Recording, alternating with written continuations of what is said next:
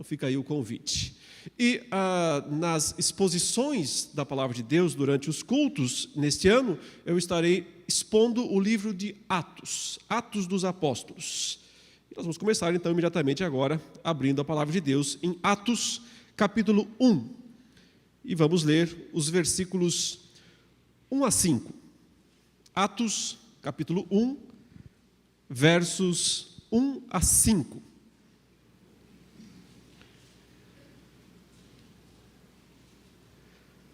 Escrevi o primeiro livro, ó Teófilo, relatando todas as coisas que Jesus começou a fazer e a ensinar, até o dia em que foi elevado às alturas, depois de haver dado mandamentos por meio do Espírito Santo aos apóstolos que tinha escolhido.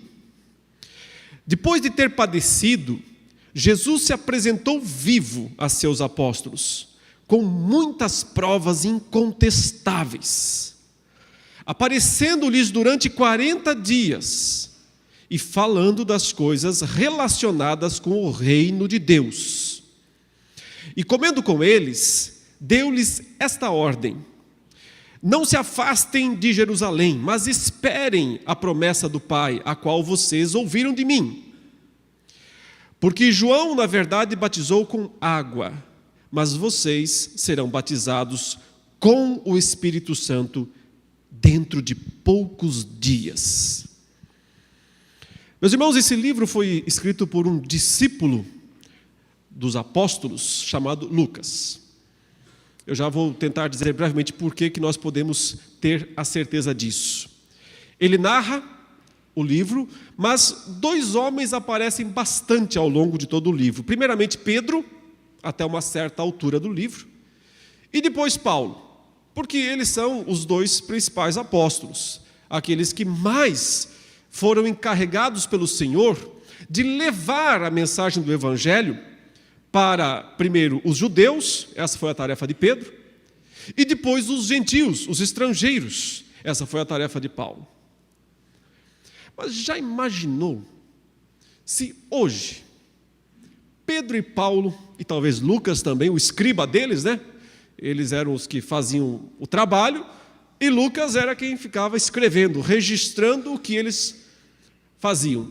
Já imaginou se Pedro, Paulo e Lucas hoje dessem uma volta por aí, no mundo, e dessem uma olhada em como está a igreja cristã? Aqui eu não estou falando dessa ou daquela denominação, mas estou dizendo em linhas gerais, genericamente, como está a igreja que se diz cristã no mundo? Se eles entrassem anonimamente nas igrejas por aí, o que eles veriam? O que eles enxergariam? Que tipo de igreja eles veriam? E como você sabe, evidentemente você sabe disso, eles veriam as mais variadas formas, maneiras, formatos, práticas possíveis, imagináveis e inimagináveis. Sim, porque quando você pensa que já viu tudo sobre igreja e sobre o que as pessoas são capazes de fazer, muitas vezes usando o próprio nome de Jesus, você então daqui a pouco percebe que não viu nada, porque sempre tem alguma coisa a mais que aparece por aí. Eles certamente veriam essas igrejas que se tornaram impérios financeiros, com bilhões de reais e de dólares em seus cofres, com obras faraônicas. E talvez eles pensassem assim, e a gente vivia nas catacumbas, pregando o Evangelho, fugindo de cidade em cidade, apanhando das autoridades, presos muitas vezes em cadeias terríveis, assombrosas. Tenho a impressão que eles achariam um pouco estranho o modo como normalmente as igrejas estão hoje em dia. Porque por um lado há isso, há um certo paradoxo quando a gente fala de igreja nos dias atuais, porque por um lado nós vemos tantas igrejas que não têm mais nenhuma semelhança, quase nada, com aquilo que está aqui nesse livro? Quase nada. Se tornaram apenas grandes, multibilionários negócios. Mas não tem mais nenhuma reminiscência daquilo que está aqui nesse livro. Mas, por outro lado, provavelmente, eles entrariam por aí e encontrariam igrejas que se dizem sérias, que se dizem cristãs, comprometidas com a palavra de Deus, mas veriam igrejas mortas, sem qualquer vida, mera tradição, apenas mantendo slogans, apenas mantendo tradições que já morreram há muito tempo e só não foram enterradas. Igrejas que não fazem qualquer diferença. Não em volta, nem nos próprios membros. Não há santidade, não há transformação, não há compromisso, não há oração, não há busca por Deus, não há conhecimento verdadeiro.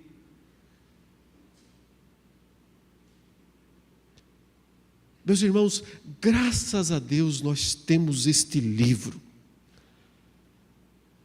Porque, sabe o quê? Esse livro é muito útil para nós, porque nós sempre podemos voltar a ele. Aqui nós temos as fontes. Aqui nós temos a descrição da primeira igreja. Não como a gente chama por aí hoje em dia, a primeira igreja presbiteriana, a primeira igreja batista, a primeira igreja isso, aquilo. Por isso eu vou usar um outro nome. Aqui nós temos a igreja original. Eu quero dizer a igreja das origens, a igreja dos princípios, a igreja do começo, a igreja que foi recém-fundada por Cristo e pelos apóstolos. Eu não tenho nenhuma dúvida de que havia uma igreja no Antigo Testamento também. Eu não estou dizendo que lá era outra coisa e aqui a igreja está só no Novo Testamento. Não, a igreja vai desde o Jardim do Éden até o Apocalipse 20, porque no 21 aí já estaremos no novo céu e na nova terra. Mas a igreja, ela perpassa todas as páginas da Escritura, mas nós temos um novo tipo de igreja a partir do Novo Testamento. Sim, não dá para ignorar a diferença entre uma aliança provisória sobre a qual a igreja vivia no Antigo Testamento e uma aliança completa, definitiva, que é a que a igreja vive no Novo Testamento. A igreja dos judeus está lá no Antigo Testamento até certo ponto, mas a igreja dos gentios e dos judeus está no Novo Testamento. Então é incomparável aquilo que Deus fez a partir deste grande momento em que o Senhor começou a revelar o novo modo como Ele desejava que um povo fosse reunido, um povo fosse unido, juntado de todas as tribos, raças, línguas, nações, para vir juntamente adorá-lo, juntamente buscá-lo. Nesse livro, meus irmãos, nós temos os originais. E todos nós, temos que ter a humildade para olhar para esse livro e dizer: quão próximo, ou quão distante eu estou, ou nós estamos das origens. Eu sei que há coisas aqui nesse livro que parecem estar muito além do que é possível hoje. Cristo ainda estava lá por algum tempo, eles podiam vê-lo, podiam tocá-lo, como o próprio livro diz.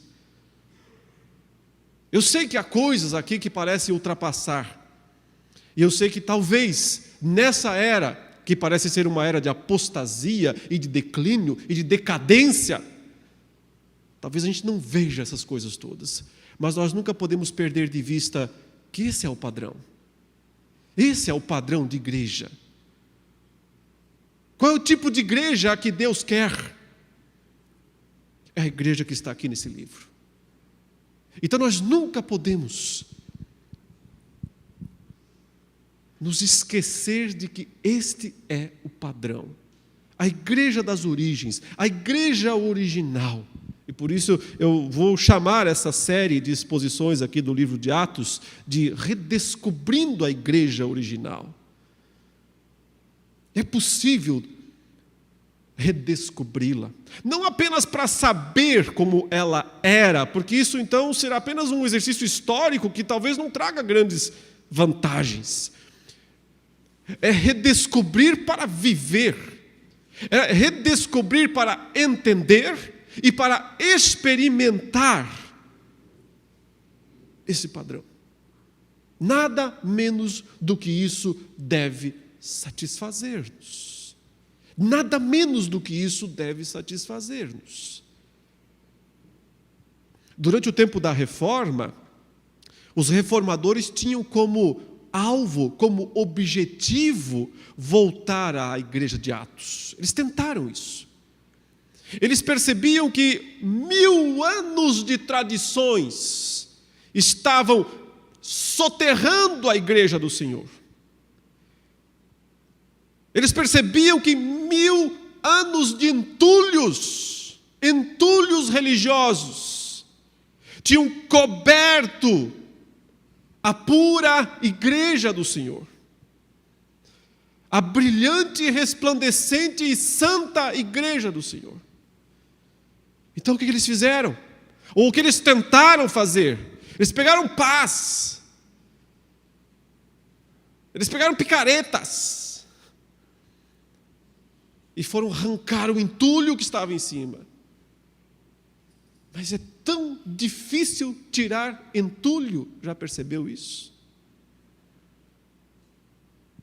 Às vezes é mais fácil destruir tudo e fazer de novo em outro lugar, do que remover impurezas, do que remover séculos de tradições e entulhos humanos. 500 anos depois da Reforma, nós temos que dizer que o trabalho dos reformadores quase se perdeu. Muito pouco resta do que de fato eles fizeram. Eles não conseguiram tirar todos os entulhos. Eles não conseguiram, eles não eram homens perfeitos. Eles falharam em muitas coisas também. E não conseguiram remover todo o entulho que se colocou sobre a igreja. Mas depois deles vieram mais 5 séculos de entulhos em cima da igreja. E eu não sei se nós conseguiremos fazer isso. Seria pretensão demais nós dizermos, agora nós vamos mostrar o que é a igreja pura, perfeita, ignorando pura e simplesmente todo o desafio que é isso. Mas o que eu disse e repito agora é que nós não podemos nos contentar em não tentar. Nós não podemos nos contentar, pelo menos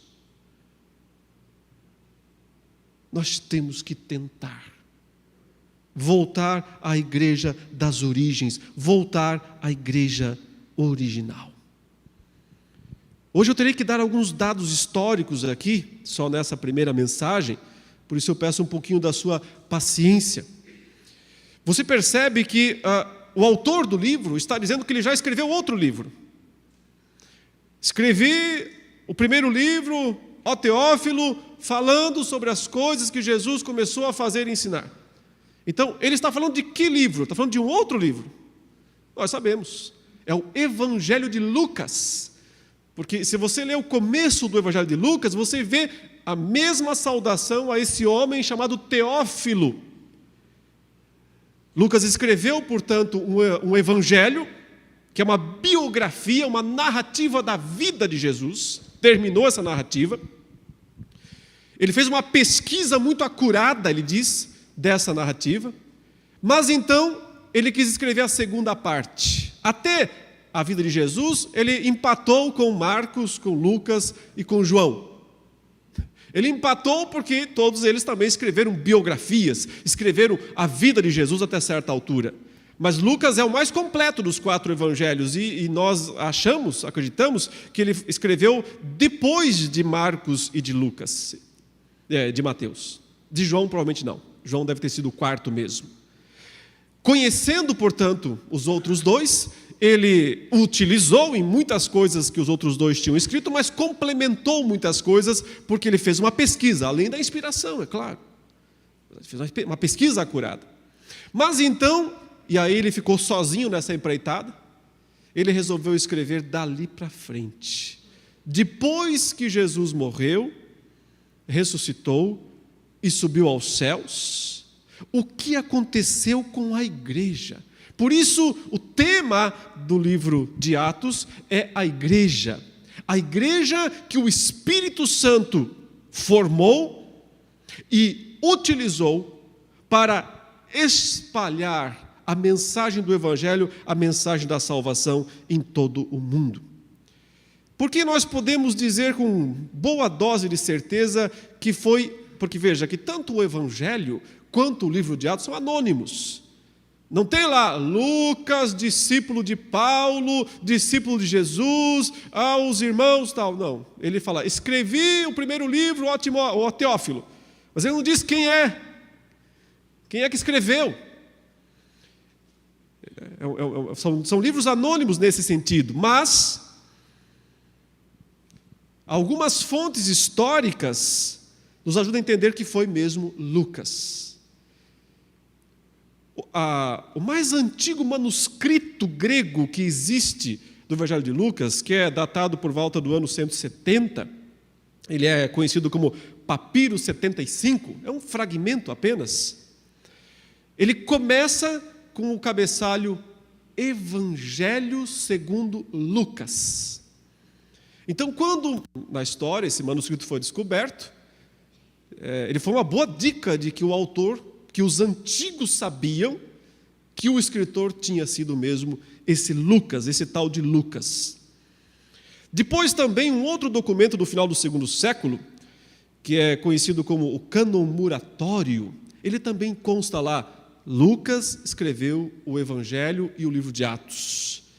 Um outro documento também do 2º século, que foi escrito contra um herege chamado Marcião, ele também diz que o autor desse evangelho e também do livro de Atos foi esse homem chamado Lucas. E, finalmente, um dos mais reconhecidos dos pais da igreja, também do 2º século, chamado Irineu, ele diz, com todas as letras, ele foi um discípulo de discípulos dos apóstolos, e ele diz com todas as letras que quem escreveu Lucas e também Atos foi um médico da Síria. Essa mesma Síria que hoje está destruída, lá devastada por causa da guerra civil, né? E da guerra que existe lá com o terrorismo e outros países envolvidos, de uma cidade chamada Antioquia, que não existe mais. A cidade foi destruída, mas era na época a maior cidade da Síria, em homenagem a Antíoco, um dos reis gregos anteriores, ou sírios mesmo.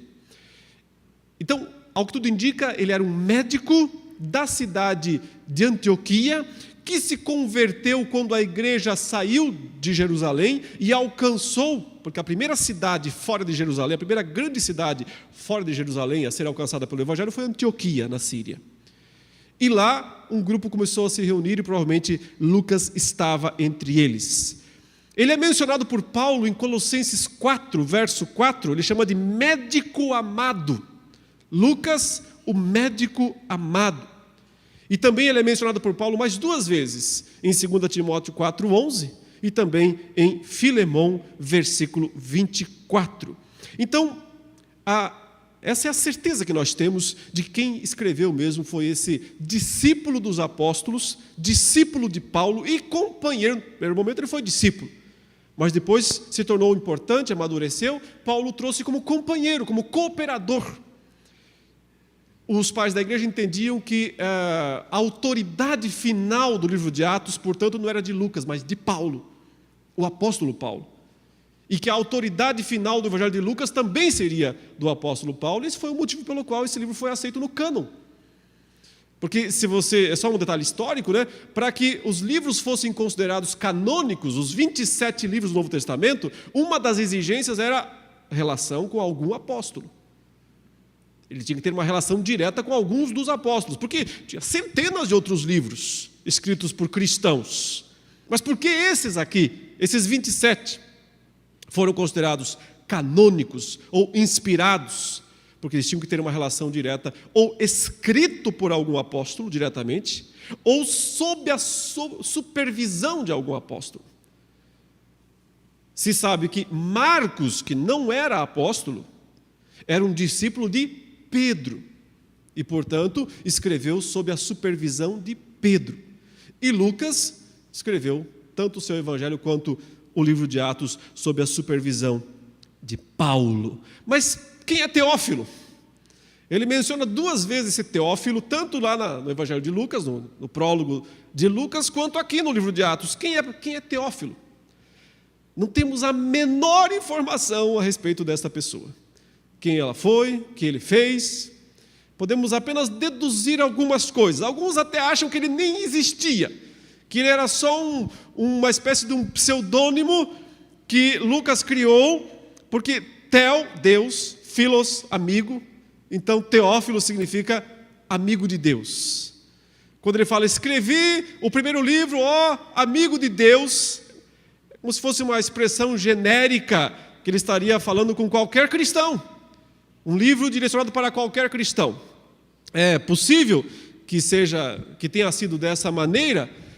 Eu acho difícil, porque ele não precisaria usar um pseudônimo, nesse caso, para tentar explicar. É mais provável que ele fosse um cidadão romano, de ascendência grega, que vivia talvez na própria região da Antioquia, e provavelmente um governador de alguma região. Na época, como você sabe, Roma dominava toda aquela região, aliás, quase todo o mundo. E colocava seus cônsules e procônsules para administrarem regiões. Por exemplo, quando Jesus foi morto, quem que era o governador? Todo mundo sabe. É o governador mais famoso de todos os tempos da história, né? Pôncio Pilatos. Era o governador da Judéia. Por que a gente pode acreditar com uma boa certeza que Teófilo era um governador? Por causa que lá no Evangelho, Lucas usa um título para ele. Ele diz, excelentíssimo Teófilo.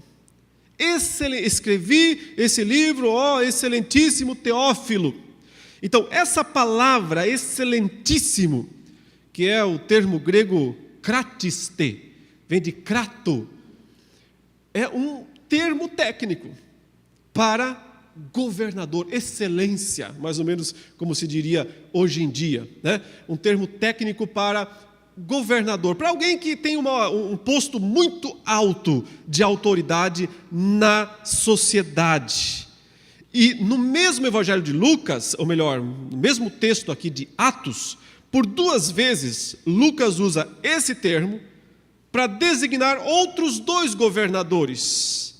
Ele usa lá em Atos 23, 26, para falar de Félix, ó excelentíssimo Félix, que ele era governador da Cesareia.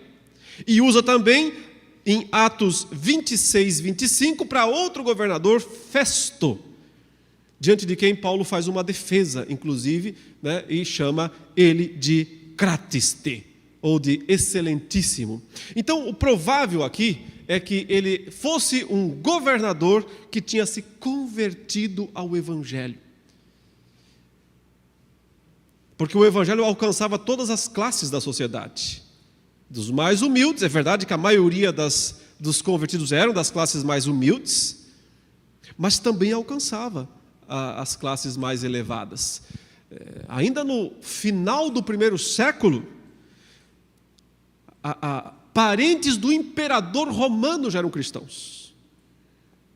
Parentes de Domiciano, o imperador romano, para ver o quanto o evangelho se disseminava naqueles dias, de perseguição, de morte, de sofrimento terrível pela fé. Mas como eu até enfatizei aqui pela manhã, espantava os romanos o modo como os crentes verdadeiros suportavam as perseguições, suportavam o sofrimento, dando a boa razão da sua esperança para eles. Isso era um testemunho impactante, imenso. São vários os relatos antigos de pessoas, de torturadores, que se converteram vendo a reação dos torturados, porque era incompreensível para eles. Eles sabiam o quanto doía aquela tortura, eles sabiam o quanto era sofrido aquilo. E aquelas pessoas, em vez de reclamarem, xingarem, amaldiçoarem, abençoavam, glorificavam a Deus. Já temos um caso na própria Bíblia, né? O carcereiro de Filipos, aqui mesmo em Atos. Por que é que se converteu o carcereiro de Filipos? Porque ele bateu em Paulo e Silas, e bateu muito, e os prendeu no cárcere, num tronco, e à meia-noite, em vez de ouvi-los amaldiçoar, xingar meio mundo, culpar não sei quem, não sei o quê, pelo sofrimento deles, eles louvavam e bendiziam e cantavam louvores ao Senhor. Isso deixava os romanos malucos. Eles não conseguiam entender o que era aquilo de fato. E o livro de Atos, em grande medida, ele nos traz essa fé pura, essa fé viva, de pessoas que de fato entenderam a mensagem do Evangelho, entenderam a mensagem da salvação e se dispuseram a viver e a morrer por isso. E por causa disso, tiveram tanto efeito no seu mundo, nos seus dias. A igreja original está aqui. Nós temos que redescobri-la,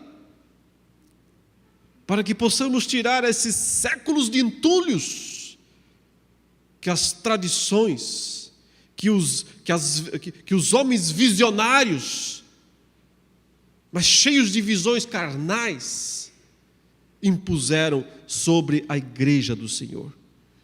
Nessa primeira mensagem, para não me alongar muito, eu quero destacar 3 aspectos relacionados à formação da igreja.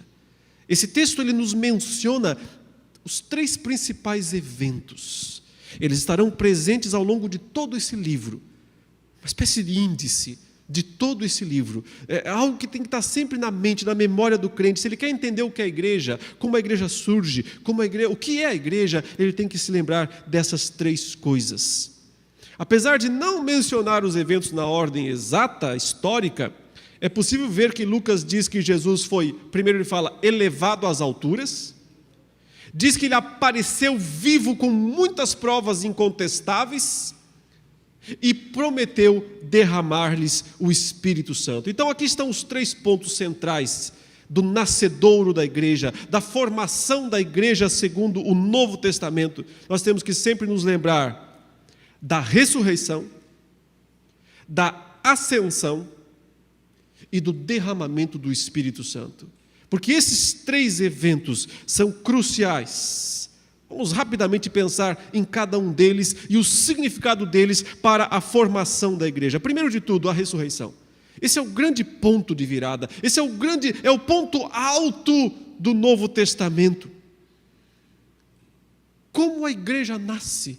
Ela nasce a partir da certeza de que o túmulo de Jesus Cristo está vazio.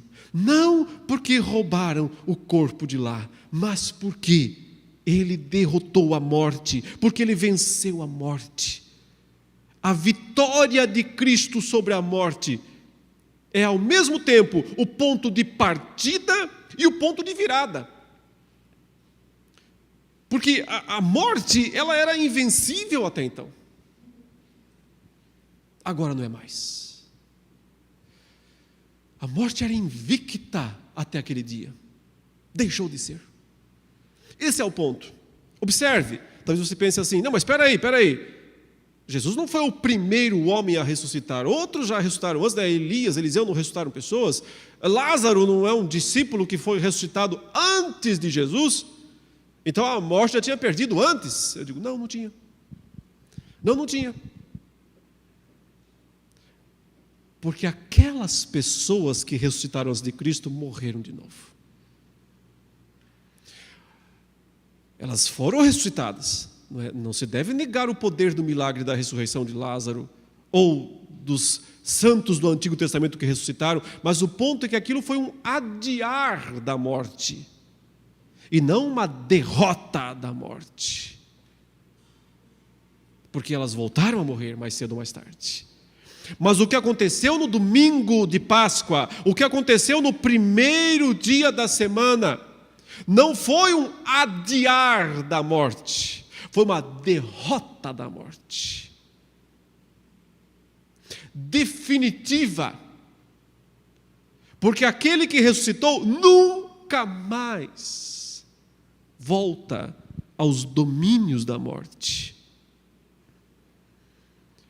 A igreja tem que tomar consciência disso. Algo incrível aconteceu, algo tremendo, uma mudança hercúlea nesse mundo. O império da morte caiu. O reino da ressurreição foi inaugurado. O que você acha que causou tanta diferença na vida daqueles homens? Por que você acha que do nada eles, um grupinho de pescadores lá da Galileia, iletrados, gente simples, sem grandes recursos, sem grande retórica, sem dinheiro, sem nada, em 30 anos, meus irmãos, eles mudaram o mundo. Em 30 anos eles mudaram o mundo.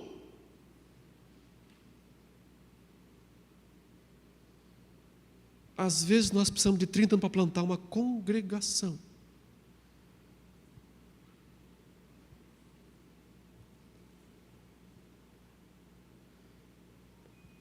Alguma coisa não está certa. Alguma coisa não está certa nisso. Vai comemorar a igreja 100 anos de aniversário, 30 membros. Não dá nenhum por ano. Ah, mas nós temos a doutrina correta? É por isso que nós não crescemos? Não crescem porque não oram. Não crescem porque não pregam. Não crescem porque não vivem. Não venha com essa história de somos corretos, por isso não crescemos. Porque certeza doutrinária nunca foi empecilho para o crescimento. Ao contrário. A igreja de Atos era rigidamente ortodoxa. Extremamente ortodoxa. E crescia dessa maneira.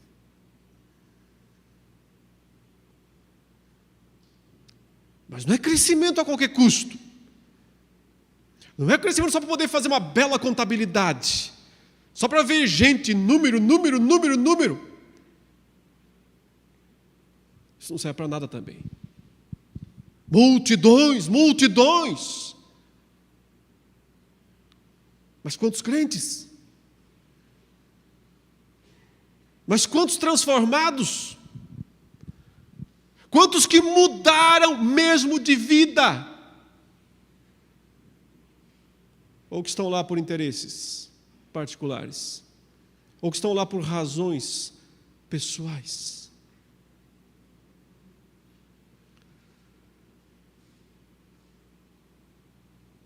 Sabe, meus irmãos, não é uma questão, porque até seria um absurdo pensar em diminuir aqui o valor da cruz do Senhor, porque eu estou mencionando a importância da ressurreição para a igreja. E talvez você esteja pensando, mas e cadê a cruz? Mas cadê a morte? Cadê o sacrifício? É claro que nós não podemos diminuir isso, a importância. Se Cristo não tivesse morrido pelos nossos pecados, não haveria salvação para nós. Satanás seria ainda o príncipe desse mundo. Ele seria ainda o chefe do império da morte. Para derrotá-lo, Cristo teve que morrer. Não há como minimizar a importância da cruz. Mas a igreja, de certo modo, nasce na ressurreição.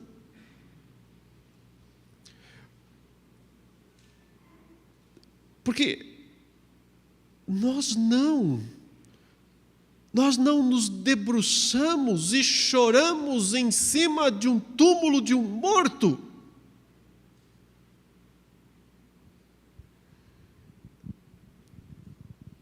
Mas nós jubilamos, porque Ele está vivo e reina. Então, a nota musical do surgimento da igreja não é uma marcha fúnebre, é um cântico de vitória, é um cântico de triunfo.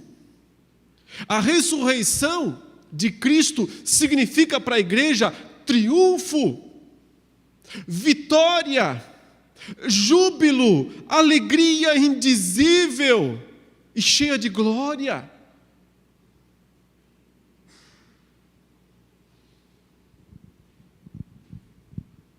Eu sei que muitas pessoas apreciam uma espécie de um cristianismo depressivo.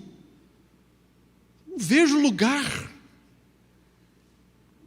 Eu não vejo lugar para um cristianismo depressivo,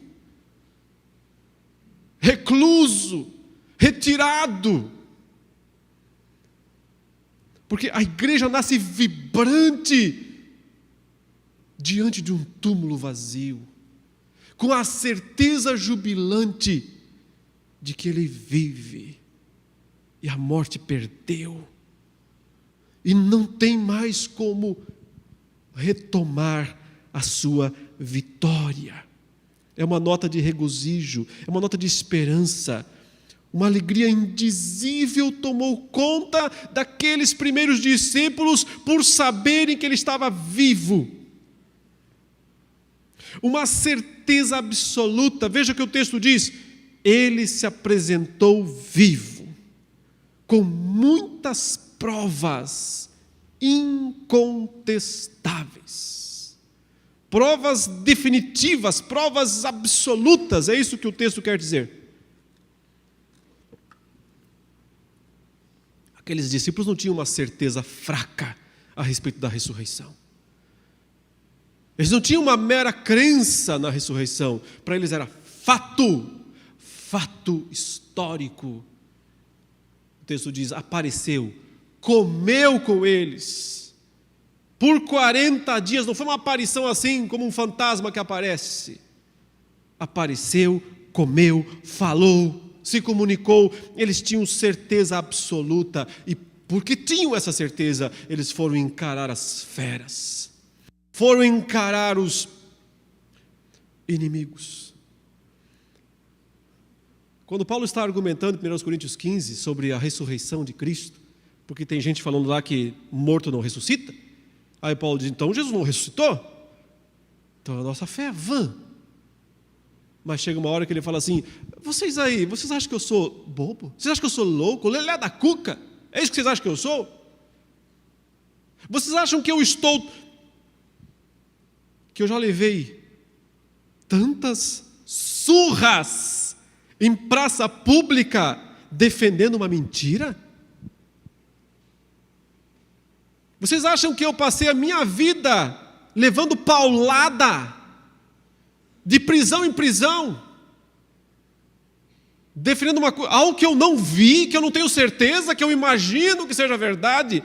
Ele apareceu para mim, Paulo diz. Eu ouvi, e ouvi muito bem. E é por isso que eu enfrento o que tiver que enfrentar. Paulo diz: lembro de Éfeso? Lembro da turba enfurecida contra mim? feras loucas contra mim, gritando: grande é a Diana dos Efésios, grande é a Diana dos Efésios, e me empurrando, e me impressando, e querendo me matar. Vocês acham que eu enfrentei aquela turba louca, aquela multidão enfurecida de feras, por causa de uma ilusão? Por causa de uma mentira? Você deve pensar que eu sou bobo. Paulo diz: eu tenho certeza, eu o vi vivo. A igreja nasce desta certeza. E ela é uma certeza vibrante, alegre, festiva.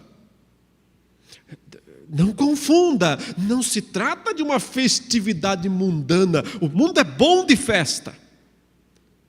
Não é esse tipo de festa. Não se trata de uma alegria produzida pelo conforto, pelo bem-estar neste mundo. Não. Muito pelo contrário. A igreja sabe que do mundo ela só pode esperar aquilo que Cristo recebeu e aquilo que os apóstolos receberam no mundo, que não foi bom tratamento. A igreja sabe que do mundo ela só pode esperar isso, mas ela aprendeu uma coisa: que aquele velho inimigo, o pior de todos, já não é mais o mesmo, já não tem mais o poder de outrora, porque ele perdeu. Em outras palavras, a igreja não tem mais medo de morrer. A igreja não tem medo de morrer. O verdadeiro cristão não tem medo de morrer. Não é que ele quer morrer, não é que ele tem algum tipo de... Isso pode ser até uma coisa doentia, não é esse o ponto.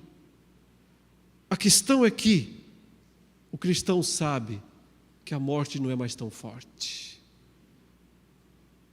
que ela já perdeu e perdeu para sempre. Se Cristo ressuscitou, nós também ressuscitaremos. Essa certeza faz com que a igreja não tenha mais medo da morte. E é por isso que aqueles 11 apóstolos que estavam reunidos a portas fechadas, com medo dos judeus, assim que Cristo se coloca no meio deles e diz: paz seja convosco, Tomé, vem cá por favor, isso já foi na segunda vez, vem cá por favor, coloque seu dedo, sua mão, era isso que você queria, não era? Fiquem aí que vocês vão receber o Espírito Santo. Eles recebem o Espírito Santo. Pedro se levanta no meio da multidão e diz: eu estou aqui para falar de Cristo, aquele que vocês mataram. Acabou o medo. Acabou o medo. Aquele que, unido às autoridades romanas, vocês mataram, crucificaram-o por meio de iníquos, mas Deus o ressuscitou. Nós somos testemunhas, nós vimos, nós tocamos, e o fez Senhor e Cristo. Que mudança! De um acuado, amedrontado, escondido discípulo, para alguém que vai lá na frente. Ele não tem mais medo de morrer. Perdeu o medo da morte. A ressurreição nos faz perder o medo da morte. Nos faz ter certeza de que Cristo vive, então nós também viveremos. Mas Lucas diz que ele ressuscitou e subiu aos céus. Isso parece um pouco contrassenso. Parece uma nota triste nessa história, não é? Afinal, por que ele foi embora? Por que ele se distanciou? Por que se separou dos seus amados? Já imaginou se a ascensão não tivesse acontecido, se Jesus não tivesse subido aos céus? Talvez Cristo ainda estivesse aqui, pudesse ser visto, talvez pudesse ser visitado. Afinal, por que é que ele foi embora? A Bíblia dá as respostas. Aliás, o próprio Jesus já tinha dito antes, explicado antes. Está lá em João 16, verso 7, que eu repito aqui o texto, João 16, verso 7, Jesus falando com os discípulos um pouco antes da sua morte, ele diz: mas eu lhes digo a verdade, é melhor para vocês que eu vá. Ele está dizendo, não, o melhor não é que eu fique aqui nesse mundo, é melhor para vocês que eu vá. Por quê? Porque se eu não for, o Consolador não virá para vocês, que é o Espírito Santo. Mas se eu for, eu o enviarei a vocês. Então, o que o Senhor Jesus disse é: eu preciso subir aos céus. Como alguém que se encarnou, morreu, venceu a morte. Então eu tenho que subir aos céus para receber um posto, para receber uma posição, que é simplesmente a posição de soberano. Aquilo que Apocalipse descreve como sendo o Rei dos Reis, o Senhor dos Senhores. Tecnicamente falando, o Senhor Jesus, quando foi recebido nas alturas, o texto fala, ele foi elevado, ele foi tomado aos céus. Quando ele subiu aos céus, ele se colocou à direita de Deus, à destra da majestade nas alturas. É uma expressão continuamente repetida no Novo Testamento. Onde está Jesus? À destra de Deus. Isso não é uma coisa pro forma, não, isso é uma coisa de grande significado teológico, porque quando Cristo assume o lugar à destra de Deus, significa que o Pai passou ao Filho o reino, que é o que Paulo explica lá mesmo no capítulo 15 de 1 Coríntios, quando diz: convém que ele reine até que haja posto todos os inimigos debaixo dos seus pés. O último inimigo é a morte. Cristo está reinando desde que ele deu a primeira pancada na morte, quando ele ressuscitou ele sozinho, e vai reinar até que ele dê a última pancada na morte, que é quando todo o seu povo também ressuscitar. Então tragada foi a morte pela vitória. E então o Filho pode devolver o reino ao Pai, como Paulo diz, para que Deus seja tudo em todos. Mas até lá, a igreja tem que lembrar que a posição que Cristo desfruta, exerce à direita de Deus, é de grande, é de tremendo, é de inexplicável benefício para o seu povo. Lembra que Cristo aparece aos discípulos e diz a eles: toda a autoridade me foi dada nos céus e na terra. Eu recebi todo o poder de governar, é isso que ele está falando. Eu recebi todo o poder de governar os céus e a terra. Será que é pequeno o reino de Cristo? Que tal o tamanho da autoridade de Cristo? Se estende por todos os céus, que nós não fazemos a mínima ideia do tamanho disso, e toda a terra. Portanto, vão, ele fala aos seus discípulos, porque eu tenho toda a autoridade nos céus e na terra. Então vocês devem ir e fazer discípulos de todas as nações, batizando em nome do Pai, do Filho e do Espírito Santo. E eis que eu estou convosco. Como assim? Ele não foi embora? Como ele pode estar conosco, mesmo tendo ido? Da posição em que ele se encontra à destra da majestade das alturas, ele derrama o Espírito Santo sobre o seu povo, Você não pode pensar no Espírito como um Deus separado. É o Espírito de Cristo. É o Espírito do Pai. É o Espírito Santo, porque há um só Deus. Mas 3 pessoas. São 3 deuses. Esse Espírito Santo vem habitar a igreja. Então é Cristo habitando a igreja na pessoa do Espírito Santo. Só uma curiosidadezinha teológica. Se Jesus tivesse ficado aqui neste mundo, não tivesse subido aos céus, ele não enviaria o Espírito Santo, como ele disse. Então, ele até estaria acessível, mas para poucas pessoas. Poucas pessoas o veriam, porque ele estaria num lugar apenas. A teologia reformada, ortodoxa, tem sempre afirmado que Jesus, em seu corpo, ele não é onipresente. O corpo físico de Jesus não é onipresente, não está presente em todos os lugares. Então seria um corpo divino, deixaria de ser humano. Ele tem que ser homem ainda.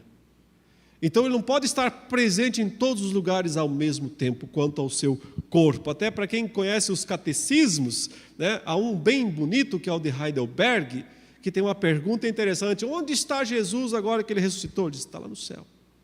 Quanto ao seu corpo humano, ele não pode estar na terra.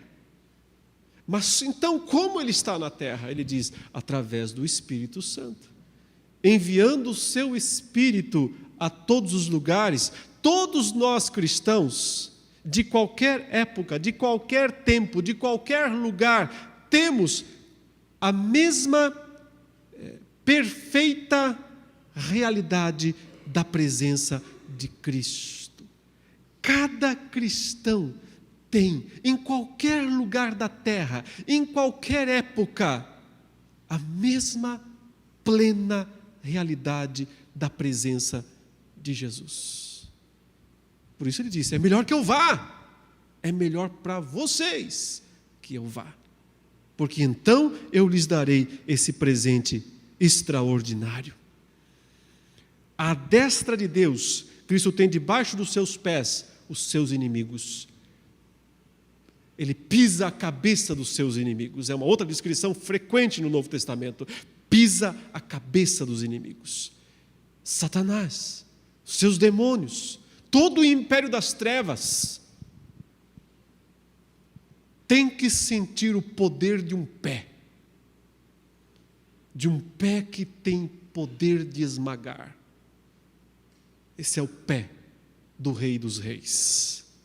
Então, a ascensão, olha que coisa interessante, o que eu estou querendo dizer é o seguinte: a ressurreição nos fala da alegria, da certeza, do júbilo, do triunfo. E a igreja nasce nesse contexto de alegria, de certeza, de júbilo, de triunfo. Mas a ascensão nos leva a um outro patamar, nos fala de segurança, nos fala de cuidado, de alguém que vela por nós, de alguém que nos vê, cuida de nós individualmente, conhece nossas lutas, conhece nosso sofrimento, anda ao nosso lado, está conosco, plenamente presente conosco, na pessoa do Espírito Santo. A ascensão mostra que a igreja está segura nas mãos do pastor, do bom pastor, que já disse: se está na minha mão, ninguém tira. Quem tem poder para tirar uma ovelha da minha mão, Jesus disse? Ninguém. A ascensão nos mostra o poder de Deus protegendo a igreja. Mas finalmente, e finalizando, e aí eu não vou falar muito aqui, porque eu terei muito a falar sobre isso ao longo desse livro inteiro, o Espírito Santo. O derramamento do Espírito Santo. Como nós vimos, Jesus disse que era melhor que ele fosse, porque então ele ia derramar o Espírito Santo sobre o seu povo. Não há nada mais grandioso, não há nada maior que Deus poderia ter reservado para nós do que o próprio Espírito Santo. Que presente maior Ele poderia nos dar? Já imaginou? Pense numa coisa preciosa que Deus pudesse nos dar. O que seria a coisa mais preciosa que Deus poderia nos dar. Pois Ele não quis nos dar algo, Ele quis nos dar Ele mesmo. Ele não quis nos dar algo dele, Ele quis nos dar Ele mesmo. A presença bendita e santa do Espírito Santo em nós. Um dom precioso que Paulo chama em Efésios 1, 13 e 14 de selo e penhor da nossa salvação. Deus quis nos dar uma garantia. Eu quero dar uma garantia para vocês de que vocês vão ser salvos. Deus, o que vai ser? Uma coisa que o Senhor vai escrever para nós? O que vai ser, afinal de contas? Vai ser o meu Espírito. Não é um objeto, não é um instrumento, é uma pessoa, uma personalidade. É uma personalidade de Deus. Uma das três. Habitando em nós. E o que ela significa em nós? Ela significa aquele termo que Jesus usou tantas vezes, consolador. Consolador quer dizer, meus irmãos, que não importa quantas lágrimas esse mundo pode arrancar de nós, Ele pode enxugá-las. Ele sempre estará lá para nos confortar. Aliás, o termo confortar é até melhor do que consolar. Eu diria, é mais exato. Confortar dá a ideia de trazer conforto na hora da angústia, mas acrescenta um detalhe a mais: força. Confortar. Vem de força, fortalecer, fortificar. O Espírito Santo é poder. É puro poder de Deus à disposição do seu povo. É a próxima passagem aqui. Mas recebereis poder ao descer sobre vocês o Espírito Santo. Deus quis nos dar o maior poder disponível. Deu isso àquela igreja, e por isso eu volto, insisto e repito, em 30 anos, eles mudaram o mundo. Mudaram o mundo para melhor. Porque então o mundo, 30 anos depois, sabia que era Jesus Cristo. Não adianta você ter igrejas com 100 mil, 200 mil, 1 milhão de pessoas e o mundo só vê escândalos. E o mundo só vê loucuras. Isso aqui é mudança. Isso aqui é transformação. Esse poder não é empolgação humana. Não é eloquência pessoal, não é triunfalismo de jargões vazios, frases de efeito. Isso aqui é um poder que santifica. É um poder que transforma vidas, mentes, corações, atos. É um poder que transforma. E, consequentemente, causa impacto, testemunho lá no mundo. Tem entulho demais em cima da igreja de Atos. Ainda tem muita coisa para ser removida. Por um lado, eu já disse, séculos de tradições. Mas hoje, todas essas ilusões, desses modismos evangélicos, lançaram uma sobrecarga de entulhos sobre a igreja do Senhor. Por isso, a igreja tem que voltar às origens.